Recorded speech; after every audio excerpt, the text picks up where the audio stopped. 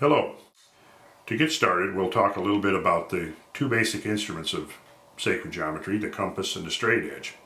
In the courses of antiquity, the straight edge had no markings on it, so we're going to disregard those because you can use whatever straight edge you find handy.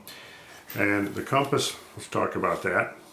Compass, or set of compasses, the kind you will be getting as part of this course, has a bulldog clip in which you can insert a pencil,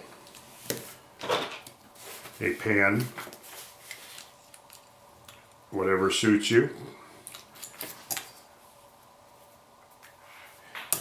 When operating a pencil, the most important thing is to keep that pencil sharp, nice and sharp, because these drawings need to be done accurately, because if they're not done accurately, you will quickly have a mess on your hands. So you want to have a pencil sharpener close at hand. Now when you make a dot on the paper, you do not do this. This is what you do. You put the sharp pencil point to the paper and you just give it a turn. And I don't know if you can see that. If you can't see it, that's fine, because you want it to be very small and very invisible. When you turn the pencil like that in the paper, it leaves a little dimple. Now you'll notice when I come back with my compass, I'll slide the compass in here and it'll actually just seat itself right in that dimple. When you go to draw with the compass, let's find a pen here and place in the compass. What you want to do is you want that compass to be as close to an isosceles triangle as possible.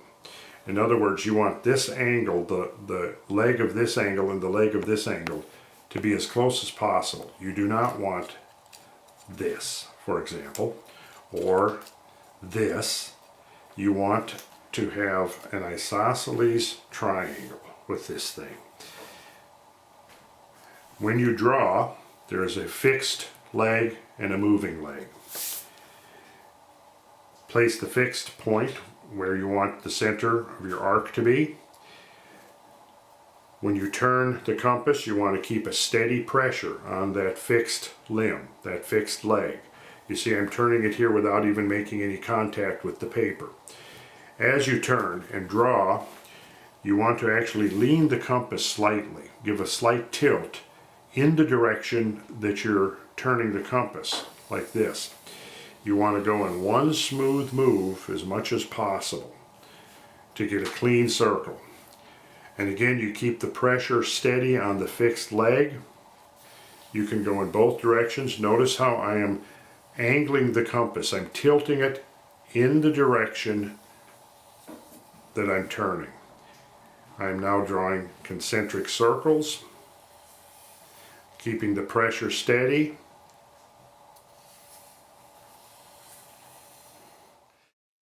Now if I get tight and I want to draw smaller circles, these large compasses are great for drawing big circles, but when for drawing small circles, I like to have a second compass on hand for drawing small, tight circles.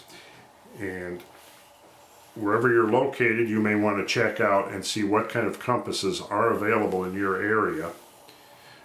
Perhaps we can make these compasses. I've always liked these compasses because they're very sturdy, and you can draw some nice small circles with them once you learned how to use them. They're a little tricky. The key again is keeping a steady pressure on the fixed leg of the compass. Here's another type of compass that we use sometimes. It's a cheap compass, which is its big advantage. The little rivets that hold it together oftentimes become loose and then it won't stay in position. But the thing is they are cheap. So you can also see whatever's available in your area as far as getting a compass. If you are a drafts person and you have a professional set of compasses, of course, and drawing instruments, of course, you can use those. You're welcome to use those. We have made these custom compasses here to provide to our students because of the fact that they're very easy to use and they're very flexible. These are just Sharpies that you can buy at almost any office supply store. And you can see that these compasses will readily hold a Sharpie pen, and I can draw circles with that. Again, you want to go in a smooth sweeping motion with this. You can use two hands if you like, but you notice how at the top I'm just basically using my thumb and forefinger to turn the compass like this, moving in a smooth circle. So if you just practice that a little bit until you're comfortable with it, we'll be good to go on to the next step.